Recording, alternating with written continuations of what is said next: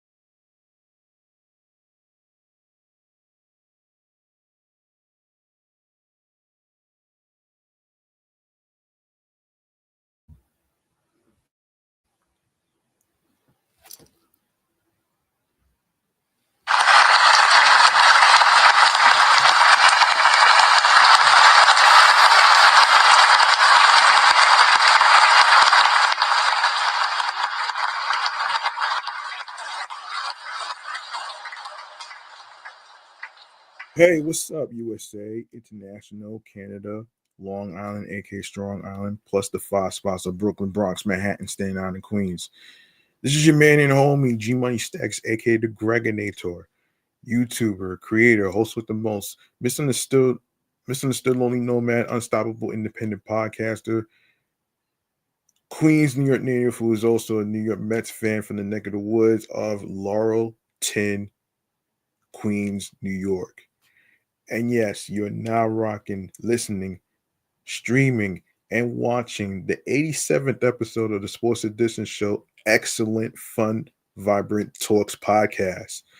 Live and direct from StreamYard and alongside with YouTube. In case you miss any episodes whatsoever, please feel free to actually not only catch up on the episodes, but also subscribe to the Sports YouTube channel page where I cover all things baseball news, a little bit of basketball news, a little bit of football news, and other sports in between. Although I didn't get a chance to cover the other sports aspect because of the Mets off season, so I didn't want to miss all the action. So I just decided to keep an eye on what's going on, what's legit, and what's really legit. So leave a like and a comment along with the sports topics, and I will gladly, I would gladly mention that you can follow Excellent Fun Environment Talks podcast on Blue Sky Social, along with Facebook, Threads, Instagram, along with the other podcast shows that I do, and along with myself, your host with the most, G Money Stacks 555 in Queens, New York. All right. So I did put the link in my link tree in regards to Blue Sky Social because with everything going on, um with the whole TikTok situation. By the way, it made its return, but at the same time, though, the reason I'm recording right now is because I didn't want to watch the boring inauguration of Cheeseface 47. So I wanted to actually hop in, make sure I talk about these topics that I have right now. Now, I want to point out this one particular rumor, all right, that we're about to get into right here. Um, and this is Jerkson Profar. Um, hope I pronounced it right, but here is here is the thing. Here's the thing. Um, even though you have sports reporters, right? You have those who who sound legit versus the ones that are legit. So the ones that people will follow are people like Will Salmon, Mike Puma, a little bit of John Hamm. I mean, that's just about the only three that people would actually trust, yo. Um, that's pretty much what that is. So anyway, man, I hope y'all had a nice weekend, and I hope y'all are basically, doing what you can to celebrate MLK, which is today. Um, and all that stuff. So let's get into the rumor alerts in the air segment. Let's go.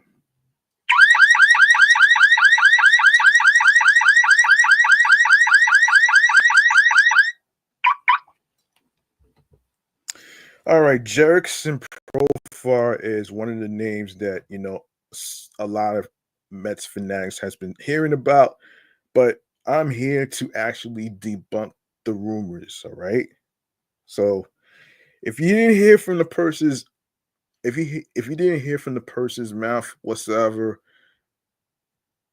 you know that it's a rumor. Don't believe the hype, all right? So let's break this down on what Jerickson Profar is about actually. Okay. According to the folks from Sports Illustrated, so this rumor is about Jerickson Profar. All right. So free agent outfielder Jerickson Profar is one of the Mets' radar and could be an option if they don't wind up re-signing first baseman Pete Alonso. I don't think that's gonna happen. I don't think that's gonna happen though. But is he really if is he really a good first baseman? I highly doubt it though. You know what I'm saying? Anyway, so the New York Mets made the biggest noise in this year's free agency period with the signing of outfielder Juan Soto to a record 15-year, $765 million contract. As the team and homegrown first baseman Pete Alonso appeared to be, which I will talk about that in a separate episode in the future. So yes, so as the team and grown first baseman Pete Alonso appeared to be parting ways, um, the Mets could have the Mets could move their attention toward free agent outfielder Jerickson Profar. Now, I was just listening to Shea Station podcast with Jolly Olive and Jerry Blevins. It seems from what they're talking about, it seems like they're doing like a scare tactic. Now, now, it's not really official until Pete Alonso signs to a different team, which is probably not going to happen. I'm not going to even get into all this stuff for what other Mets podcasters are talking about. Anyway, um, yeah. So let's see. The Mets have shown interest in Profar for most of this offseason, as reported by MLB insider Robert Murray of Fansided. Now, I'm not sure how legit this is, but you know what I mean. But I'll take a look at that actually. Profile would add considerable experience and depth to an already deep Mets outfield that has a number of solid options on the roster. Along with Soto, the Mets feature Tyrone Taylor, Jesse Winker, which I'll talk about in a separate episode, Starling Marte, Jose Siri, and Brandon Nimmo, and Jose Azocar on the 40-man roster. Should the Mets sign Profar, the club could wind up trading an outfielder prior to opening day. I'm a little iffy about that though. I'm a little iffy about it. Starling Marte is currently a backup outfielder and right-handed DH. option to complement the lefty hitting Jesse Winker. The Mets have explored a trade for Marte this offseason and are willing to pay down a portion of his salary in order to move him, as Pat Lagazzo of Mets on Sports Illustrated has reported. Now, it is his last year of his deal. Yes. And also, I want to point out something in regards to Jeff McNeil. This is his third year of his deal. His last year of his deal will be 2026. So basically, he signed a 4-year deal prior. So yeah, there you go.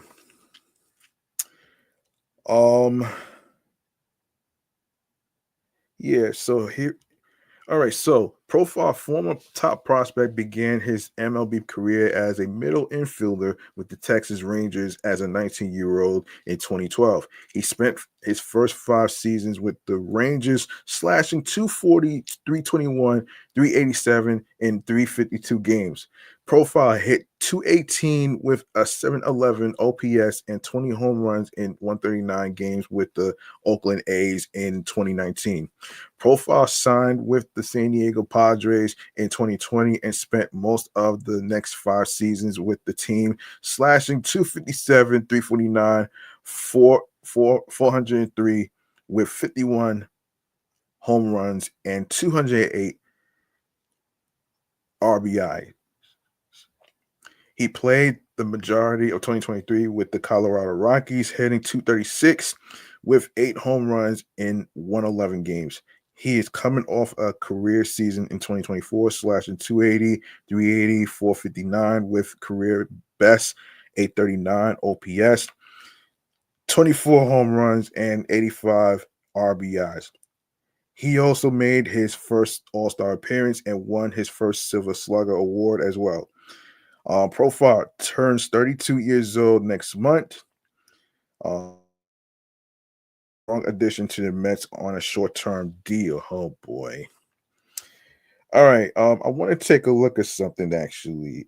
In regards to MLB insider Robert Murray on this actually.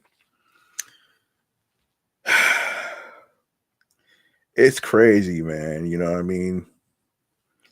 It's really crazy. Profile. This is so crazy. Oh boy. Let me see. Now, yeah. So the rumor in regards to let me just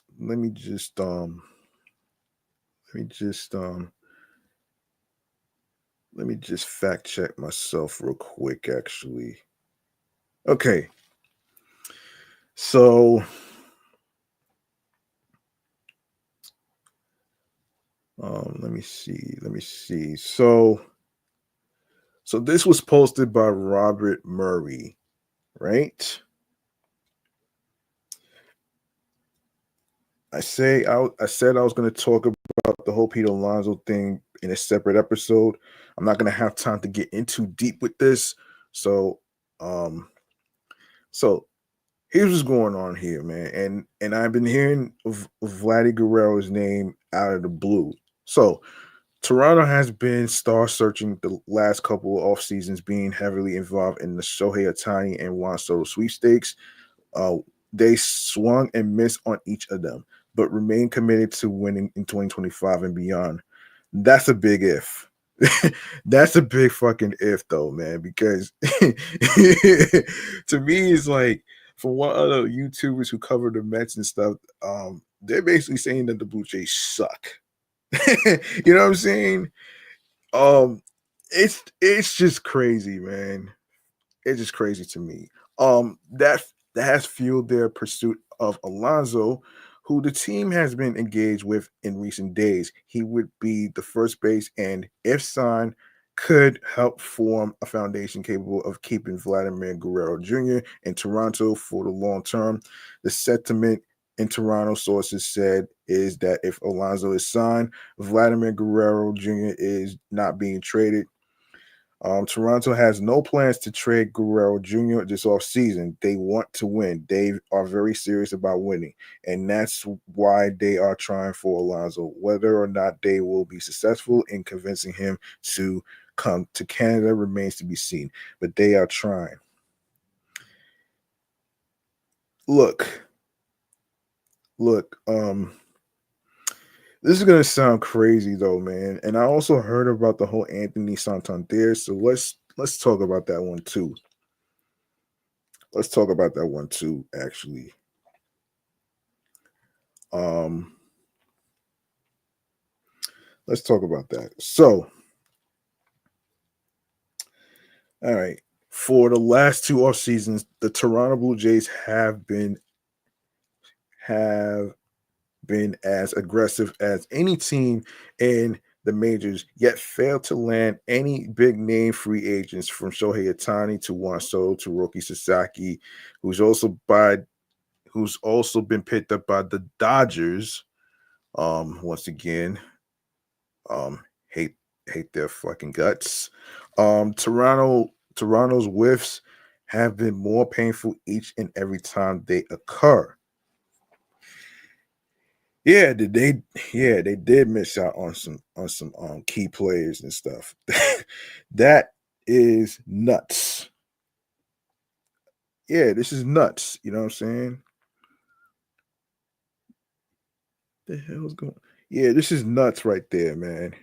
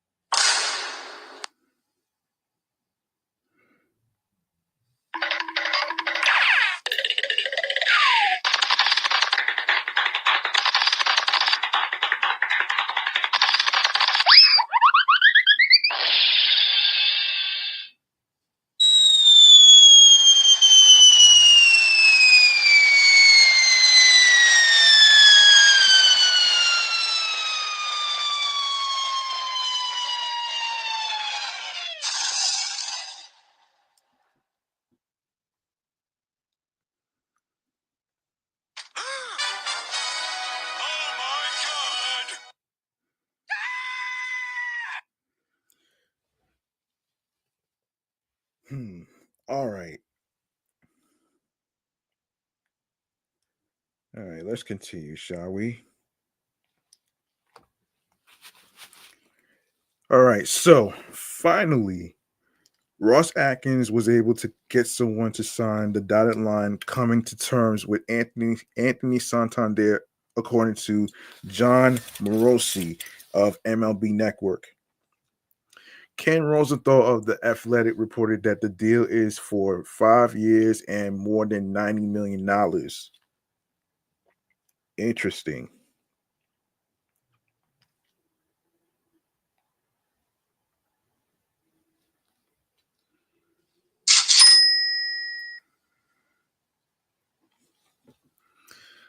Um, the contract also includes a club option.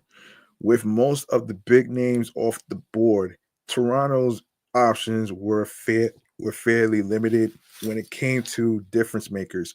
In Santander, the Jays might have gotten the best free agent still left. It might not have been the superstar Jays fans had dreamed of, but Santander is absolutely a difference maker who should help the Jays in their attempt to climb out of the AL East's basement. So Anthony Santander gives Blue Jays star they've desperately coveted. Santander is far from a perfect player. He's far from an outstanding defender. Doesn't get on base at a super high level and doesn't offer much value on the base paths. With that being said, he does one thing that the Jays desperately need more of: crushed balls. Santander launched 44 home runs and drove in 102 runs in this past season with the Baltimore Orioles. He has averaged 35 home runs and 95 RBIs over the last 3 seasons in a lineup that severely lacks stump outside of Vladimir Guerrero Jr. Santander gives them the big bat they desperately needed. The fact that he's a switch hitter as well. Is this enough to put them over the top in the AL East? Of course not. It is, however, a move that will get Toronto a whole lot closer to competing for a postseason berth in a notice, noticeably weak American League. Following this with another strong move or two can make things really interesting. A 5-year deal for a 30-year-old who is probably best used in a DH role is far from appealing. There's a chance that this deal could backfire toward the end of it, but the Jays had to be aggressive right now. Vladimir Guerrero Jr. is set to hit free agency after the year, and this deal should only increase their odds of keeping him around. The years hurt, but his AAV is only around $18 million plus. He has a club option, giving the Jays an out earlier than the 5 years. Wow, 18 million.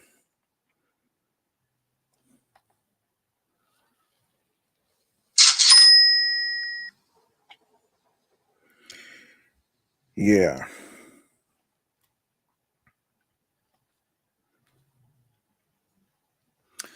Um, it isn't the best deal in the world, but it could have been worse value wise. In terms of the player, this is a big get for the Jays. They needed a big bat, and Santander, despite his faults, is just that. Okay. Well, well. So there's your answer about Anthony Santander. He's with the Blue Jays in Toronto. For Vladimir Guerrero trade landing spots at the Blue Jays. Hmm. After the Sasaki whiff, of course. Let's take a look at that.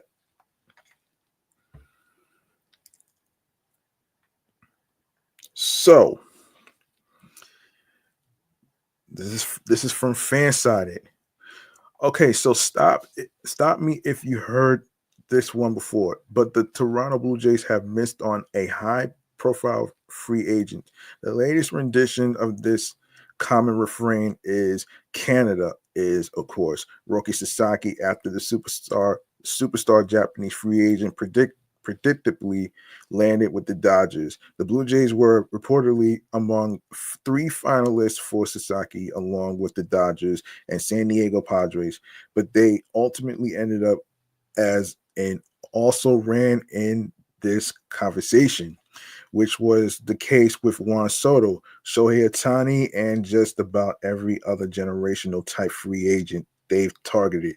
Ross Atkins has been willing to spend, but no one has wanted to take their money. This off season,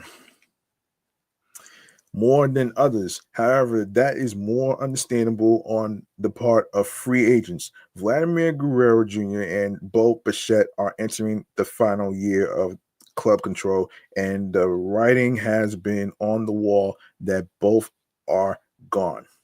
Vladdy, of course, is the much bigger loss, but losing him or both throws the future of the Blue Jays organizations in future into disarray. Atkins has been resistant to the notion of trading Guerrero, but Sasaki may have been his last chance to entice him to stay. No matter the amount of money he eventually puts in front of the slugging first baseman. Subsequently, trading Vladdy is now in the best interest of Toronto. And if Atkins and the Blue Jays finally come to realize this, these four teams should be waiting to capitalize, especially if the price is comparable to what the Yankees paid for Juan Soto last offseason. Number four, Vladdy is the Seattle Mariners' best chance. That's the rumor. That's the rumor. It's been a brutal past few years for the Seattle Mariners for reasons entirely separate from their pitching. Uh, while the likes of Logan Gilbert, George Kirby, and Luis Castillo comprise one of the league's best rotations, the offense has largely been inept, which reached critical mass last year with some unforeseen struggles at the plate from Julio Rodriguez. They ranked a paltry 22nd in the team OPS in MLB for the 2024 season. Put simply, the Mariners have long been, on the search for an elite bat, preferably one with power that can play at T-Mobile Park. Guerrero obviously fits that bill.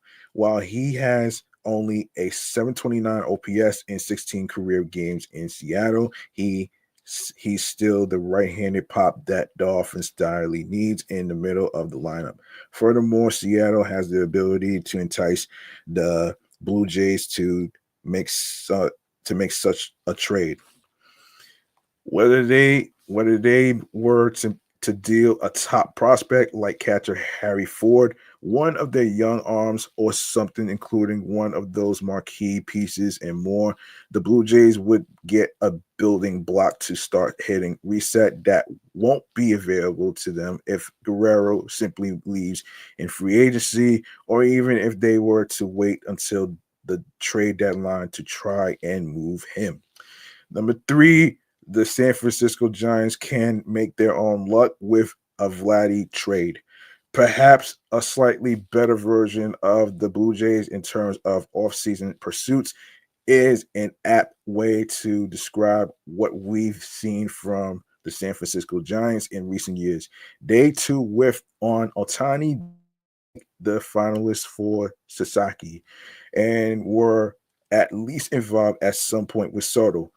However, to the Giants' credit, they've had some success pivoting when it comes to the likes of Matt Chapman, Jung Hoo Lee, and Willie Adames, which, by the way, he's part of the New York Giants. No, not excuse me, the San Francisco Giants, among others. Still in the division wherein San Francisco is trying to annually chase down the Dodgers and Padres.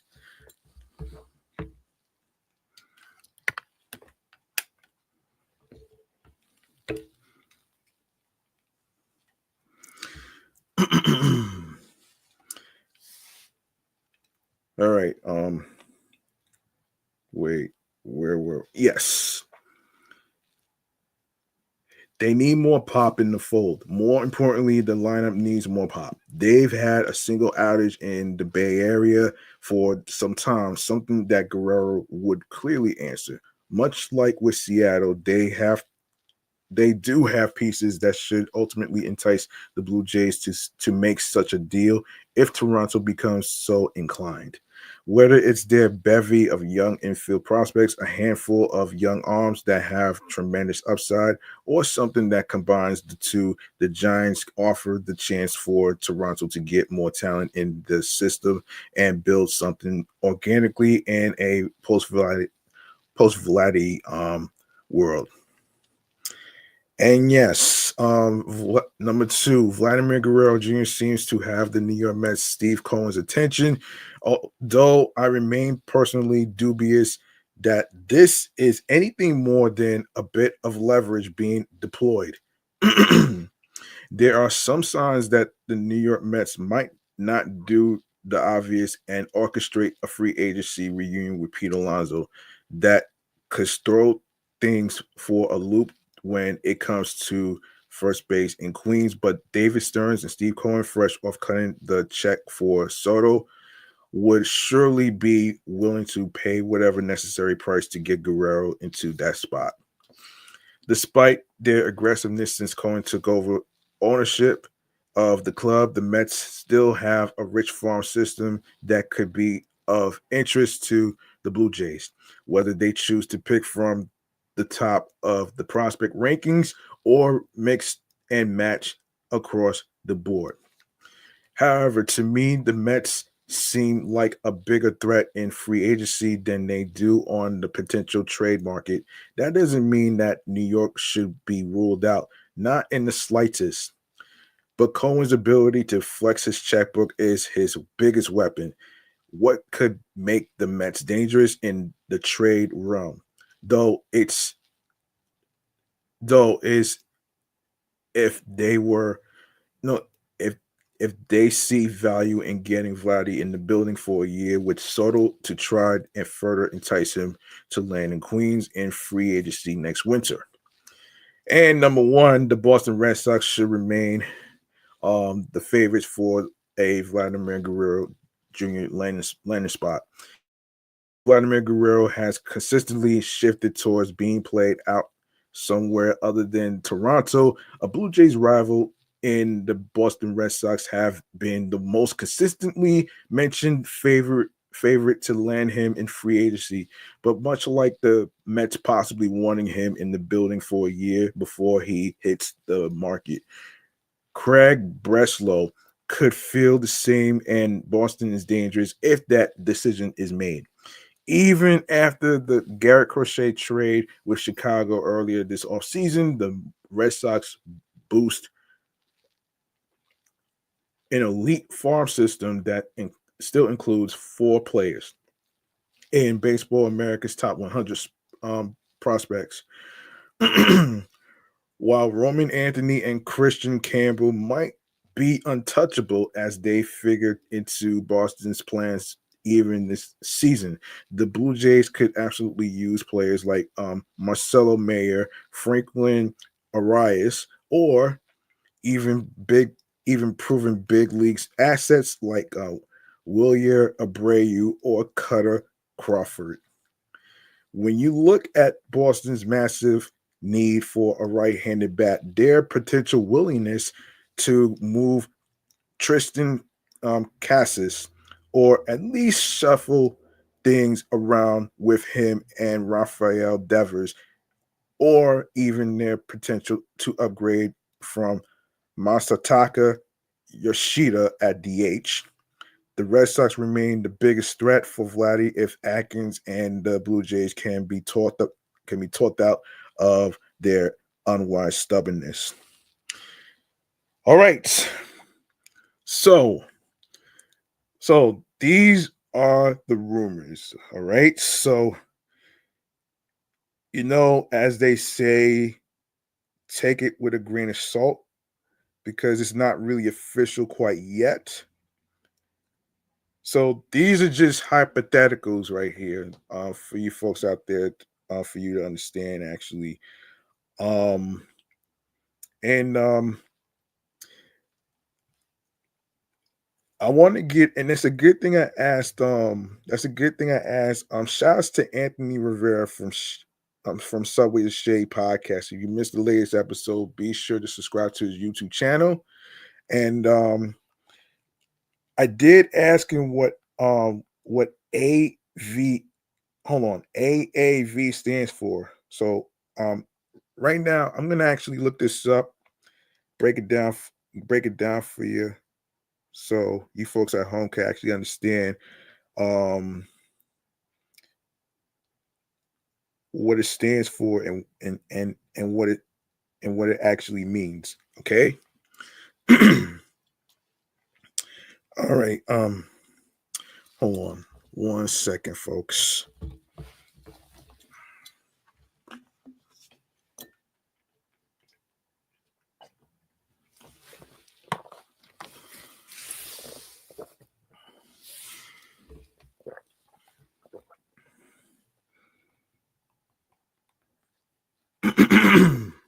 Okay. So let me see. So let's see. So baseball's acronym AAV stands for average annual value. All right. So there you go, right there. All right. So all these stories that were put on Fansided, Sports Illustrated, or any other websites that I normally look into and stuff like that, consider those things debunked. All right. If you don't hear from the person's mouth, then it's a rumor. And by the way, let me just say this though, man, before I go on to um the quick side bleacher bar segment full of injuries. Um, you know, you're not going to be able to you're not going to be able to get every single player, okay? Because I know some Mets fans that I've seen in the YouTube comments and stuff like that on other YouTubers page where they cover the New York Mets and stuff like that, and they expect to get like the sexiest flashy names or whatever and stuff like that. It's not even a matter of David Stearns being cheap. It's about it's about spending the money wisely and smart. Now, I know the phrase "Moneyball" has been thrown around when it comes to David Stearns and stuff, but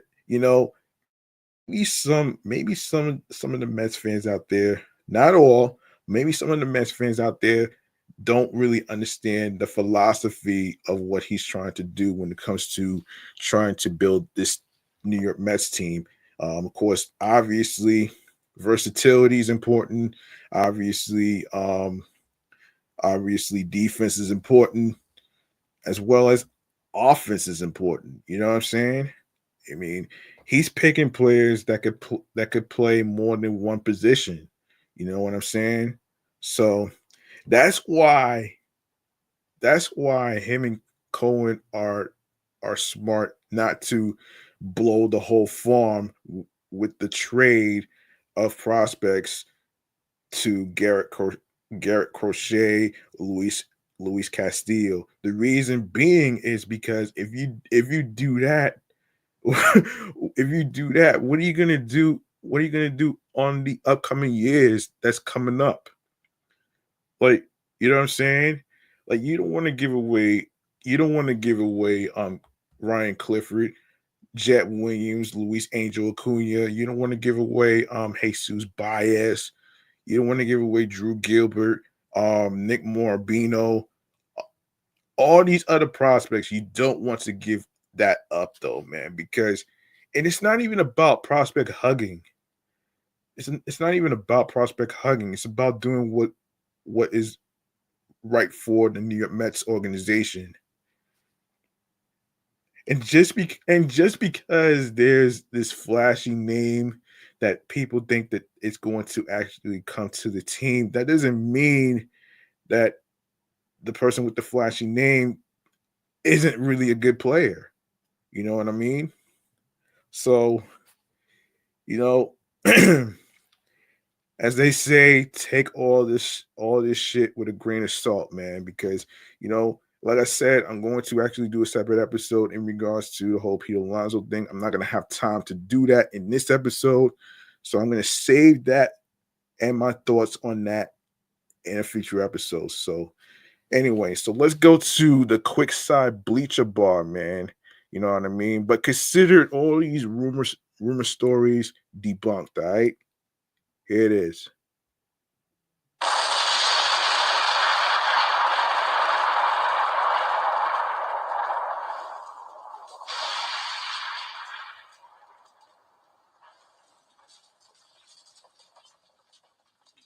Way to blow these fucking rumors out of the air. You know what I'm saying? So speaking of blowing shit up, man, let's go to the quick side bleacher bar, man. We got a whole story. We got some stories in terms of the injuries, which is why I named this episode "What a Blow" because it has to do with the injuries that the Mets have suffered.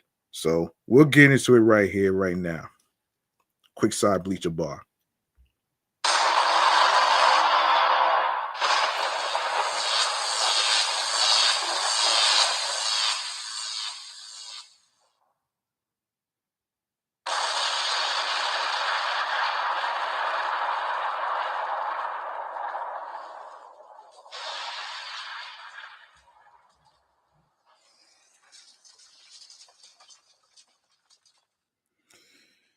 All right. Let's see. Let's see. All right. So let me see what we got here. Let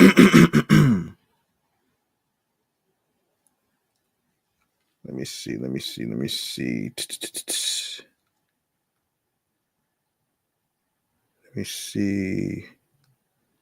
This is interesting. Let me just. All right. Let's go to. We're gonna go to. Where's the injury part though, man? Hold on. Okay, so let me. All right, obviously, um, there's a few pitchers that are injured that are in the Tommy John surgery. So let's get to. Let me see if I can find. All right. It's a shame, man. You know what I mean? It's really a shame to hear about these injuries and stuff. So um yeah, it's just crazy. But yeah. Um so here we go. Here we go. Let me see. Where is this? I had it.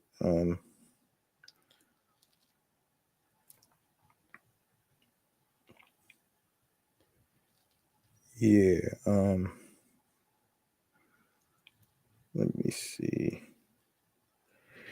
Yes, Drew Smith. Let's start with Drew Smith, man. All right, so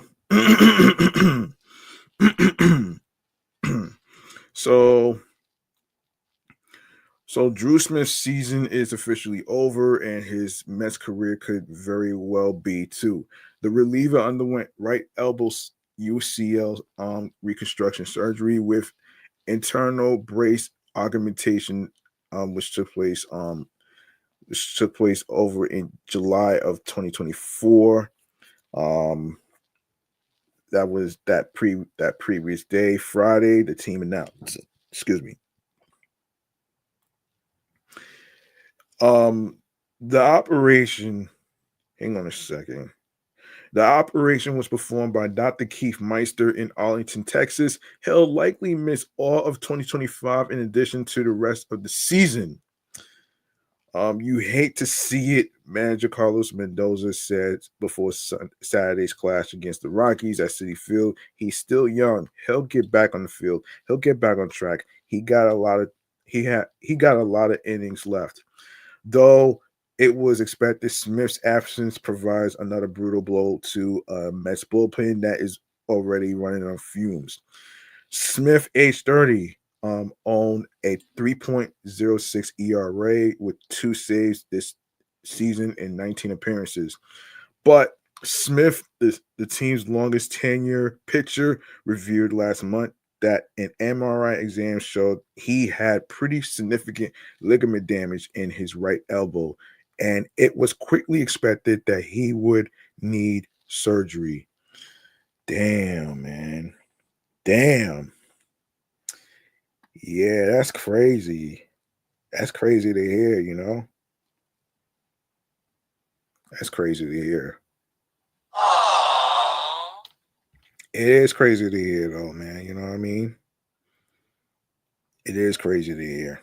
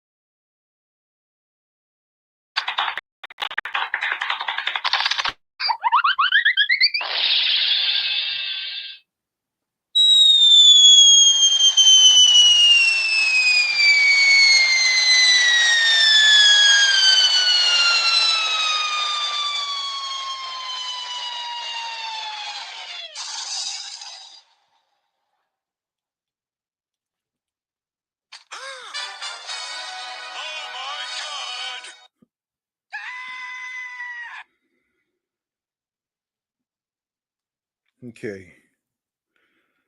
Um. Okay. So what's all right? Um.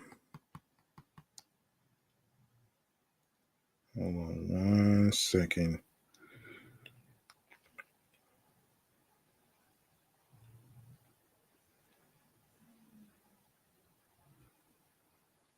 Yeah, so he sought a second medical opinion, and now Smith has officially undergone the second elbow operation of his career. Smith previously missed the 2019 season after undergoing Tommy John surgery on his right elbow a season after making his MLB debut. It's a cruel game, Smith said June 29th when he revealed the injury. And sometimes it's unfair. I've been with the Mets for a long time and I love this organization. I don't know if my time here is over, obviously, but it could be. And it just sucks to see it end like this. Beyond leaving the Mets bullpen thinner, the injury comes at a brutal time for Smith. He is set to be a free agent after the season for the first time in his career.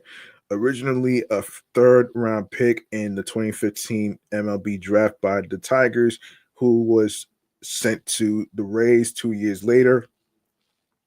The Mets acquired Smith from Tampa Bay in 2017 in exchange for Lucas Duda. In 6 seasons with the Mets, Smith recorded a 3.48 combined ERA with 5 saves. He last pitched in the team's win against the Cubs on June 23rd.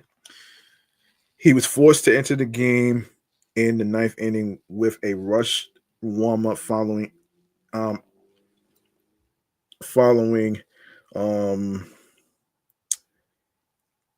Edwin Diaz's ejection for sticky stuff. Smith recorded 2 outs before motioning for the trainers to check on him. He stayed in the game but gave up a single and was subsequently pulled. A few days of rest did not solve Smith's pain, and an MRI exam soon showed the damage. The Mets' reeling bullpen entered Saturday with a 4.22 ERA. The unit will now have to replace its longtime mainstay. We'll pray for him for a full recovery, Mendoza said. We'll support him. All right, so let's see. Obviously, Christian Scott. Yeah, the Mets pitching depth for the rest of the season, as well as of 2025, took a hit Wednesday when Christian Scott headed for UCL surgery. The right-hander is set to undergo a combined Tommy John ligament replacement along with an internal brace. The hybrid procedure generally gives less recovery time and will be performed by Dr. Keith Meister early next week. The 25-year-old has been sidelined with the sprained elbow since July, but had been in the midst of a throwing program with the hopes of returning to the staff this season and possibly the playoffs.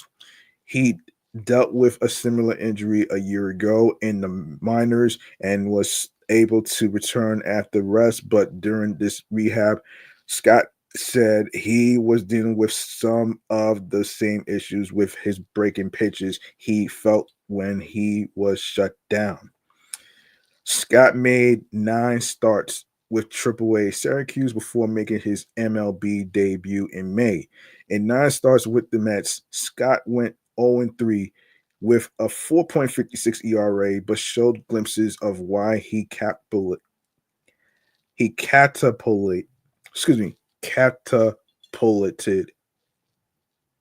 to the top of the organization's system of over the first month of the minor league season. Paul Blackburn threw for the first time Wednesday since being diagnosed with a spinal leak, and if all goes well, the right-hander said he hoped to be back by the middle of next week. Um, Blackburn initially went on the IL with a right hand contusion before the back discomfort began. Doctors were unable to figure out the cause of the spinal leak, but Blackburn said he had roughly 10 PRP shots over the weekend in an attempt to stop the leak, and there is confidence he's healthy after what Blackburn called a freak injury. If he feels okay and doesn't suffer a setback, Blackburn said he expected to be on the mound for the Mets before the end of the regular season, which didn't really happen. And if he's able is willing to pitch in any role they ask. Oh brother. Um Brett Beatty returned to action Wednesday for AAA Syracuse after being sidelined since August 22nd with a fractured finger. Carlos Mendoza said Wednesday that the possibility of Beatty returning to the major league roster for the end of the regular season and beyond is in play. The lefty swinging third baseman who lost the job with the Mets to Mark Vientos in May had been hitting well over the last week before his injury at AAA with 5 extra base hits in his last 7 games before being sidelined. Mendoza said there were no limitations on Beatty and they would evaluate his status when the AAA season is over this weekend. Okay, let me see. Nate Lavender. Nate Lavender. Nate Lavender. Mets president of baseball operations David Stern confirmed on Thursday that the left-handed pitching prospect Nate Lavender has undergone internal brace surgery, a variation of Tommy John surgery, and is out for the year. After appearing in 5 games for AAA Syracuse earlier this season, the 24-year-old Lavender was placed on the IL in late April, and reports indicated that Tommy John surgery was the most likely outcome. Lavender did not make the Mets opening day roster, despite a strong spring in which he made 3 scoreless appearances. But the thought was that the lefty would figure into the major league bullpen picture at some point this season. And with fellow lefty Brooks rarely seemingly no closer to a return, it's fair to wonder if Lavender would have already been an option in the bigs. A 2021 14th round pick of the Mets, Lavender will miss the rest of the season, and it's unclear exactly when he will get back on the mound in 2025. So, to be determined.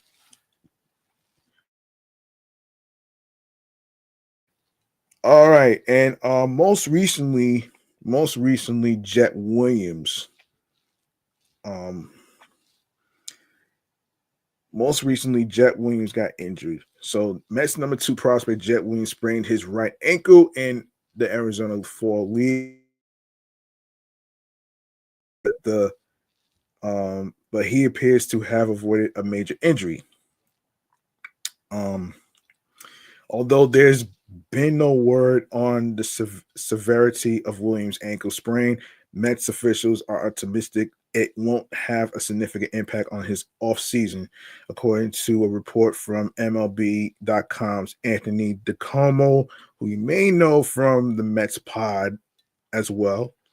Um, Williams, who has been playing for the Scottsdale Scorpions in the AFL, suffered the injury on Tyler Callahan's leadoff double in the bottom of the first inning Thursday, bumping into the outfield wall while attempting to corral Callahan's fly ball to left center field and falling to the ground after getting the ball into the cut-off man.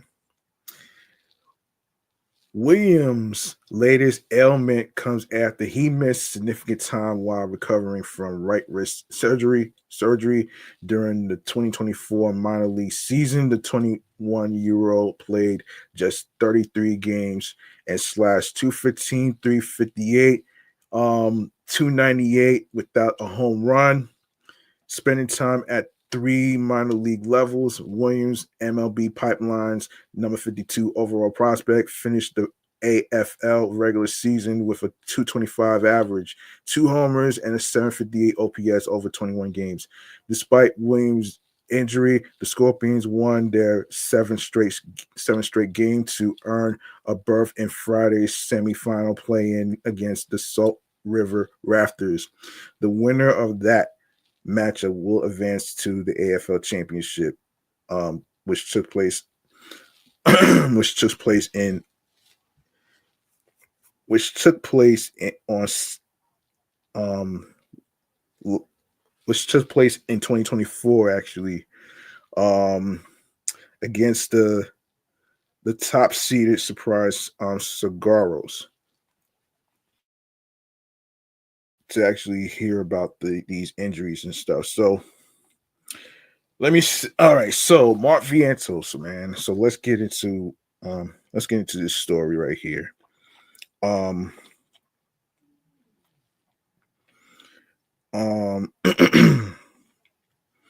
let me get into this story right here. So, all right, so Mark Vientos, right? Um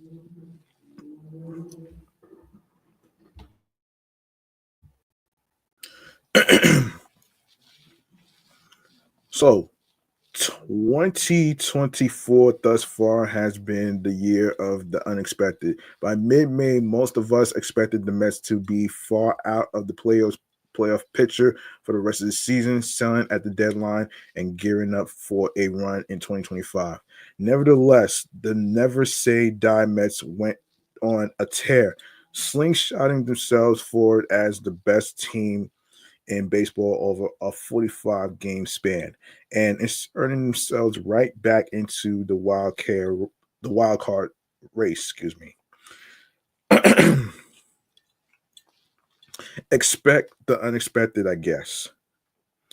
Speaking of expectations, what about the starting third base job? Well, most Mets fans starting the season were eager to watch the top prospect Brett Baty take over the position for good, while fellow prospect Mark Vientos was expected to be a quality bench bat or minor league depth.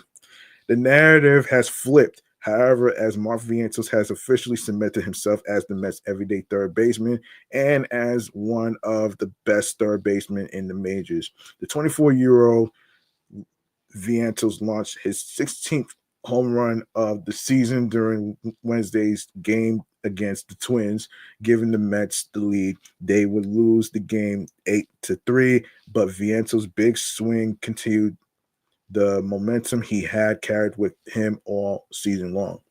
After hitting well in the small sample size in March and April, Vientos took advantage of every opportunity in May, hitting 310 with a 917 OPS over 42 at bats. That was enough to earn him the starting spot for June and July, during which he has taken off as one of the most dangerous hitters in the Mets lineup, launching 12 home runs across those 2 months and improving his slash line to 286, 380, excuse me, 341, 563 on the season. League wide, Vientos ranks in the 97th percentile for barrel percentage, 91st for expected slugging, and 74th for hard hitting percentage. His barrel percentage ranks eighth among qualified batters across the major leagues. His whiff and chase rates are still in the lower third of league averages, but it's safe to say that the righty from Connecticut has found his power stroke. That's exactly what the Mets front office could ask for from Vientos, who, as a prospect, was highly touted for his power tool. Plus, he has been an average performer defensively at third, ranking in the 67th percentile for arm strength among qualified third basemen, and his outs above average is right at zero. One of the biggest differences in Vientos' game in 2024 has been his ability to hit both fastballs, and off-speed pitches. His average in 2023 against fastballs sat just above 200, but this year he's hitting 342. Additionally, his 2023 average against off-speed pitches was an abysmal 167. However, 2024 Mark has become more patient, waiting on those off-speed pitches and hitting 320 against them. He still struggles against breaking balls, but hey, don't we all? To sum it up, Vientos has upped his game this year, big time, cementing himself as the starting third baseman for a team that desperately needed another bat in the lineup. Not only that, Vientos has emerged as one of the top young talents in the league. His 2.2 WRC plus since being recalled to the majors on May 15th is second among NL third baseman and fourth among all major leaguers at the hot corner. The guys in front of him are Rafael Devers, Matt Chapman, and Jose Ramirez, with a combined 10 All-Star appearances. We can only hope his performance continues and his career manning the hot corner in Queens is just beginning. Yeah. All right, a couple of things I want to say in regards to Mark Vientos, right? This whole narrative that I hear from people from Baseball Night in New York who say that he's not a good third baseman. Well, guess what though, man? Maybe if you took a look at the plays that he did and the extra help that he got from Francisco Lindor, which contributed to him being the best third baseman. We fast forward now to a potential possibility that he might end up playing first base. Now, remember, he did play first base when he was in the minors. All right.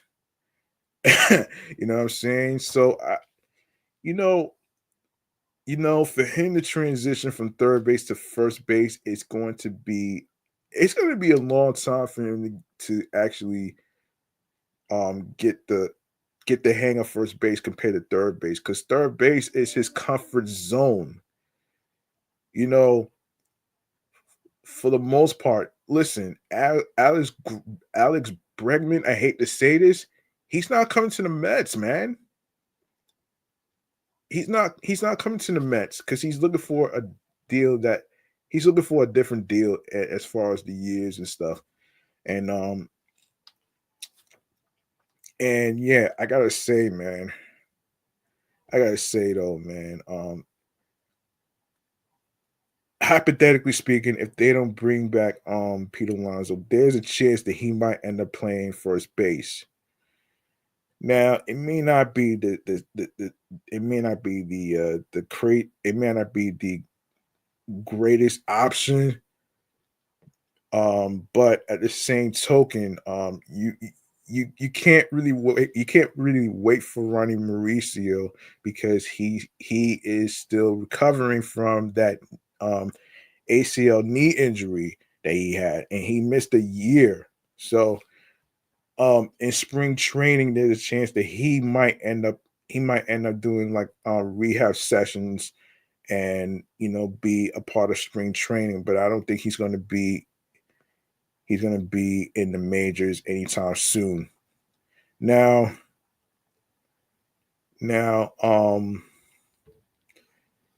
we'll wait and see, man. This is a wait and see, folks. So, you know what I'm saying? And by the way, man, when he made that play when the Mets were playing with the Washington Nationals, listen, man, he did help the Mets win some games too.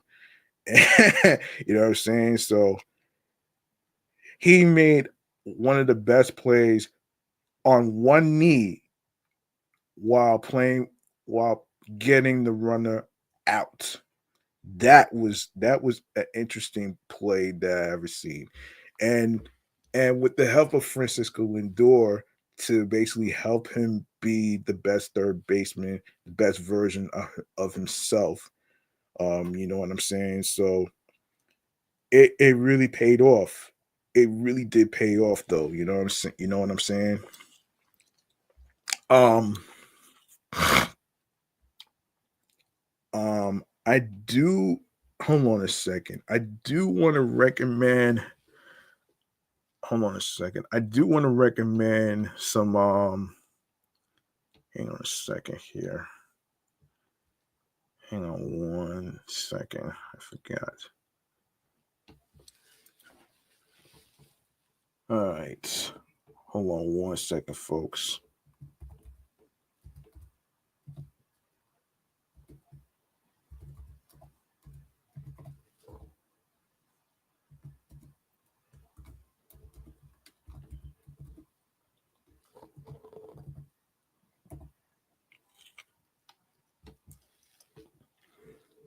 Hold on one second. I want to actually add something.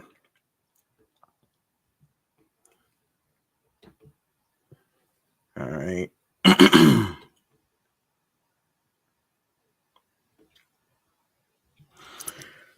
All right. So, I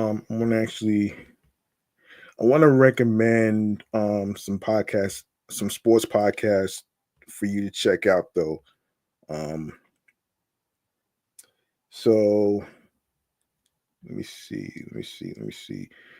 Yeah, so let's go to some sports podcasts of the week for you folks out there to check out actually on YouTube and other streaming platforms actually. Um um let me see. So let me see. All right. Um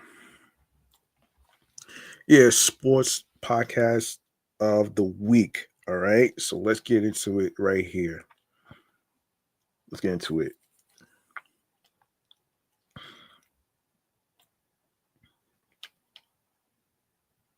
Hold on.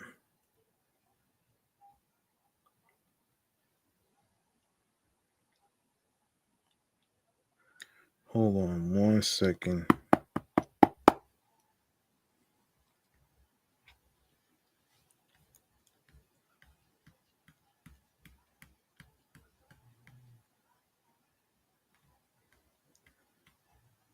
Uh,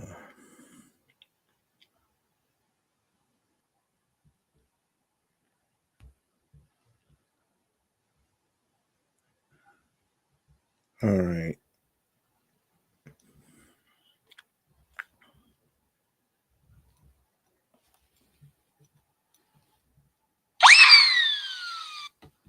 All right, some sports podcasts of the week. I am going to recommend that actually. So, let's start off with the Triborough podcast. Um Mets Daily by Jake Brown, the new podcast that he just did, and of course, mostly Mets, Jimmy Mack, alongside with couple Mets Therapy, Wardy NYM, a show about the New York Mets Fix. Also, first time listener, long time caller, Meet at the Apple, um, Meet at the Apple podcast based on the New York Mets. Till Mets do its part. Don't forget to subscribe to Locked On Sports New York YouTube channel where you could actually get some postcasts into your favorite teams in football, a little basketball, and a little bit of baseball as well. All right. Um, Subway to Shea podcast by Anthony Rivera and CP's True Mets Talk podcast. Be sure to subscribe to his YouTube channel. And along with He Did This to Me podcast, just baseball show for baseball fans, Mets Central, Shea Station, Mets Up podcast, Subway Sports Talk.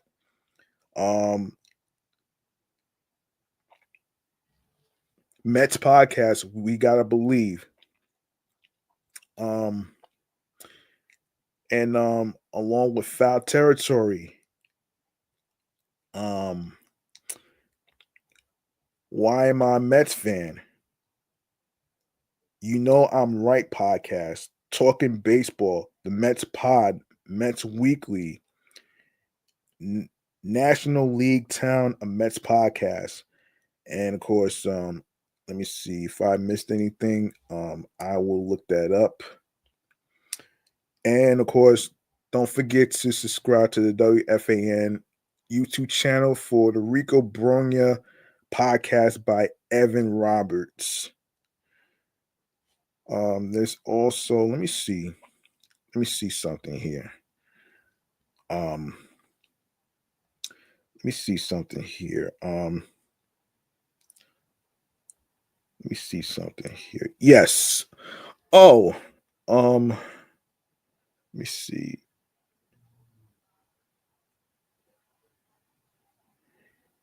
Yeah, let me see. And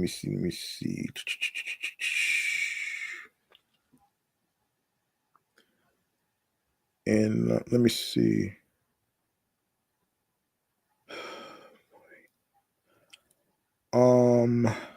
Hang on one second. I'm trying to look for something. Real quick.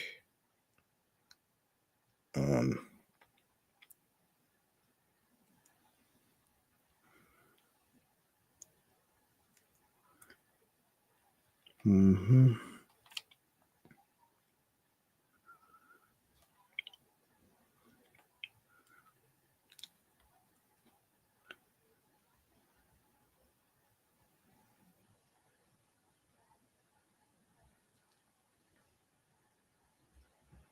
Let me see. Yeah, I think that's it. Oh, wait a minute here. What is it? Shays and Sons podcast. Let me not forget that one right there. And yeah, let me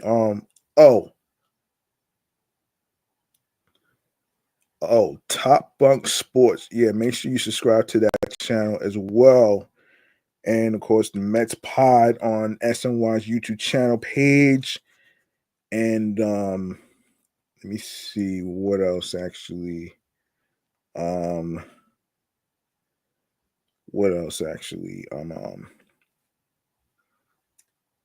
Locked On Mets podcast by Ryan Finkelstein. And let me see. Let me see. Empire State of Baseball podcast included. Why Am I a Mets Fan?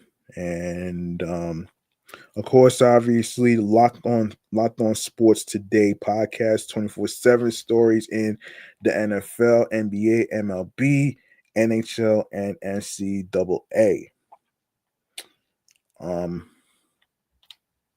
So there, let me see.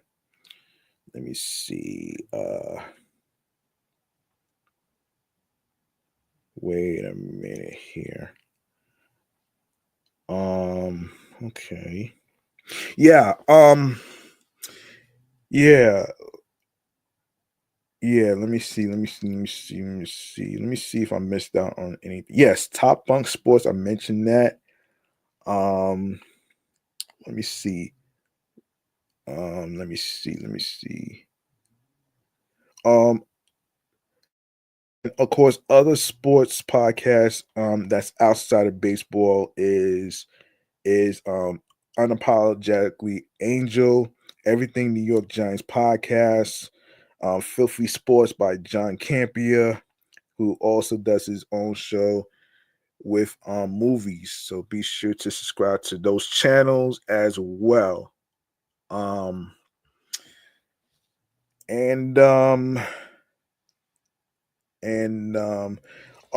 there's another person, Kelly Franco.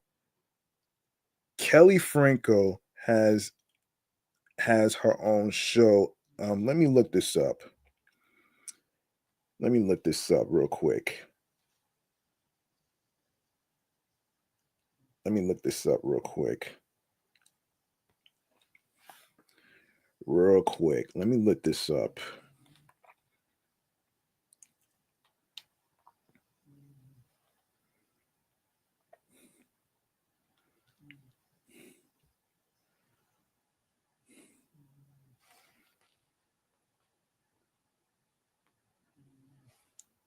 Hang on 1 second.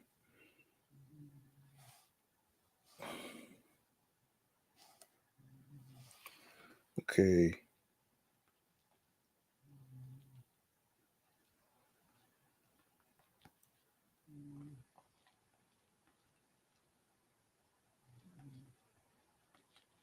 Let me look this up real quick.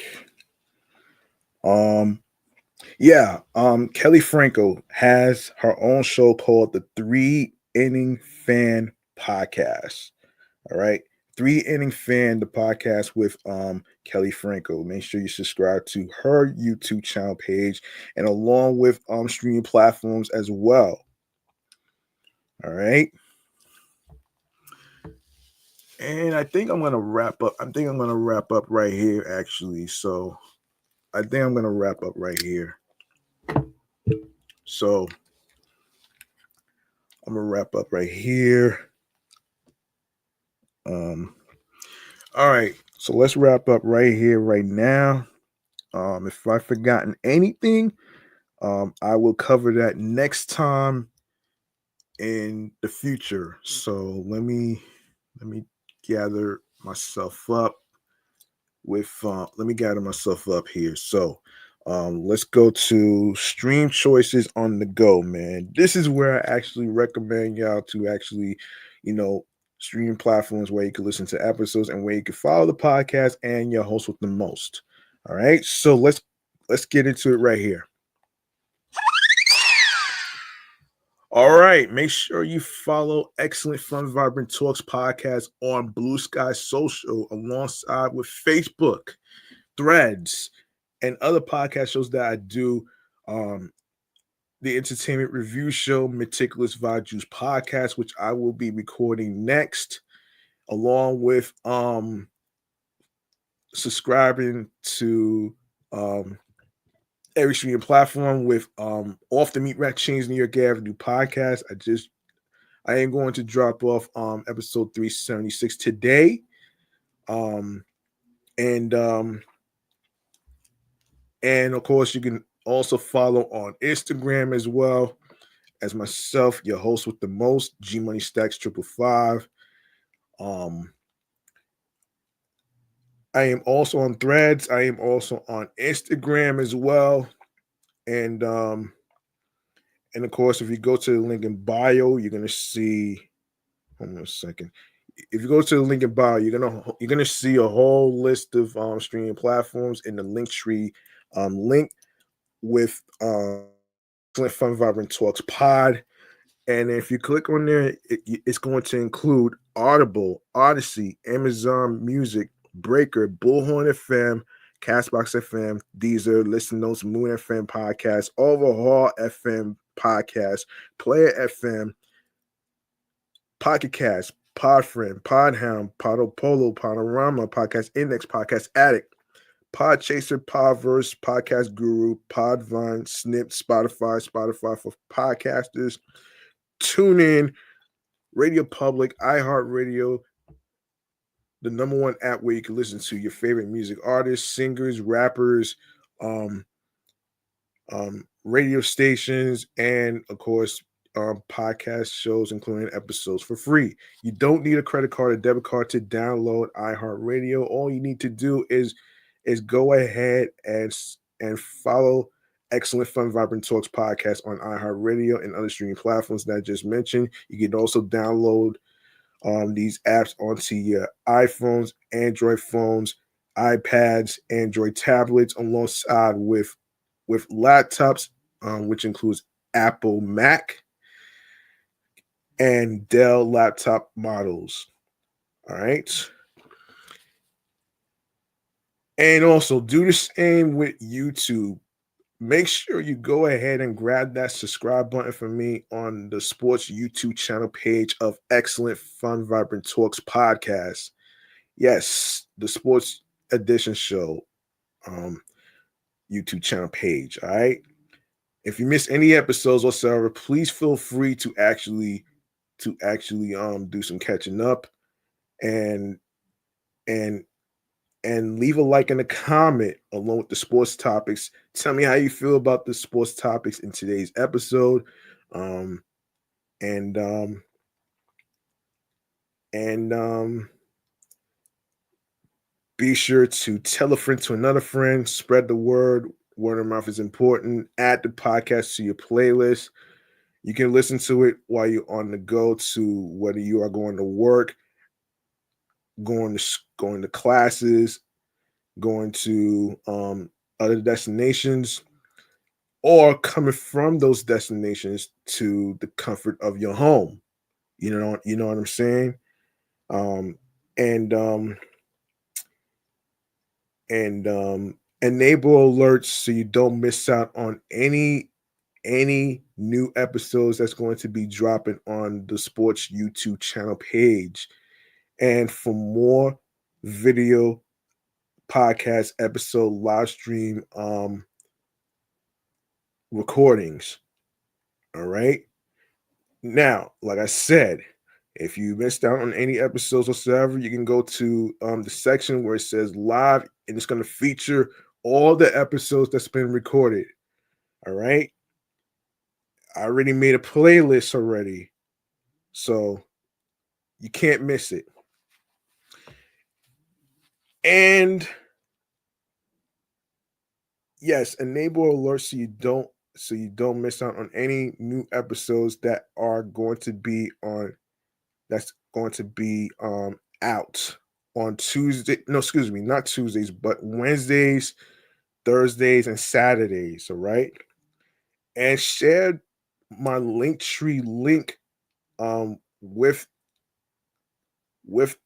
the Excellent Fun Vibrant Talks podcast sports edition show, the sports edition show, with your husbands, your wives, your boyfriends, girlfriends, people people you are people you are cool with, alongside with friends who are also New York Mets fans and other sports genres like basketball, football, or any other sports whatsoever, which I will try to cover this year.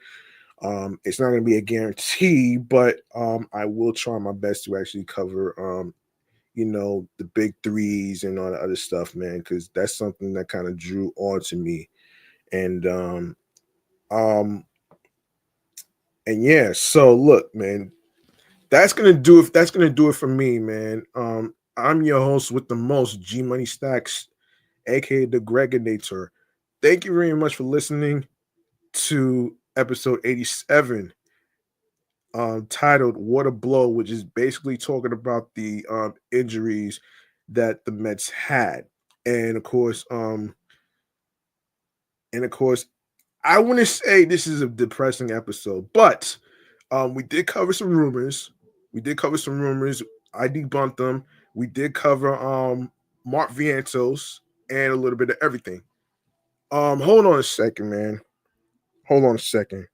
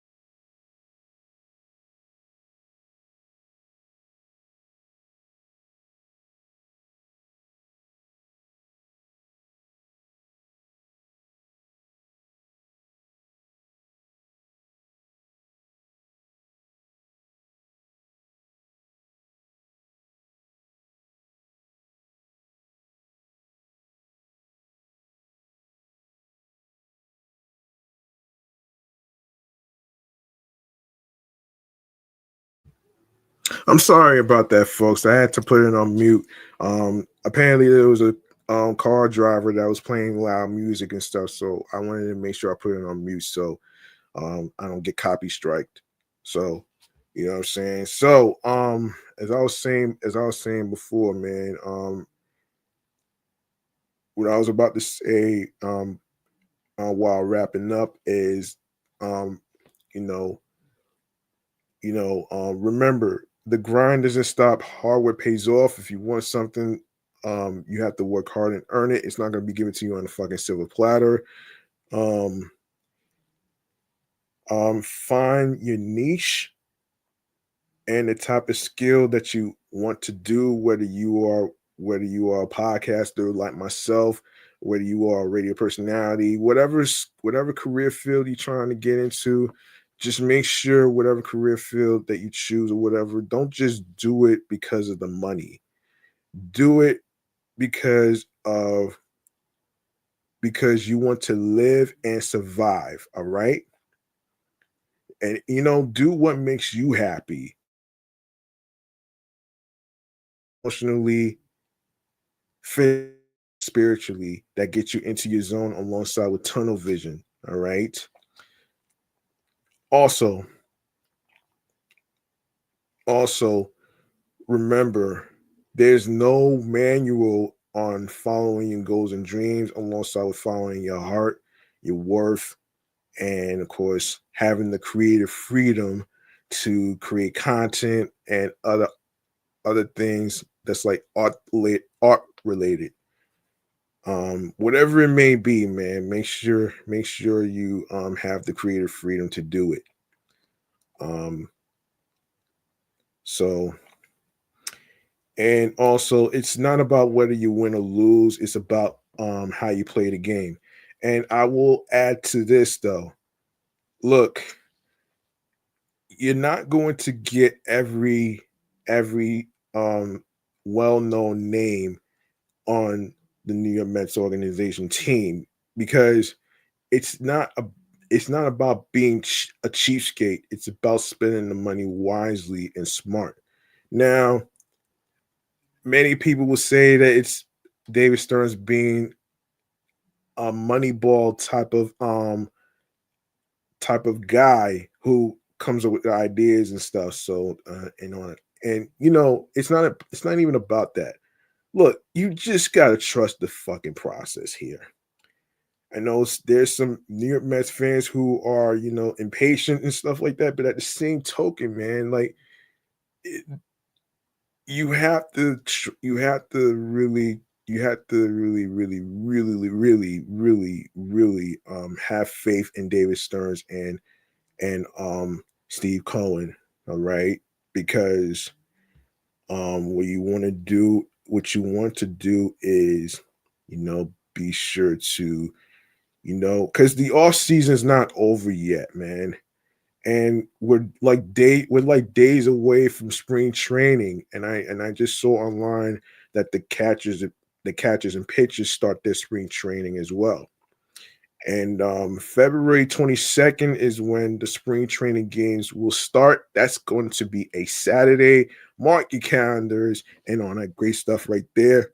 And like I said, man, don't forget to subscribe to all the YouTubers who's covering the New York Mets and who's covering the New York Mets, alongside with Kelly Franco, alongside with others. Be sure to subscribe. Be sure to tune in. Be sure to tune in next time for more new sports topics, which I will be providing. And I will see y'all next time. Same place, same sports channel, and of course, enjoy yourselves. Enjoy yourselves and stay safe. Be the greatest version of yourself as you can. Don't worry about being a people pleaser. All right. So, one love. Peace.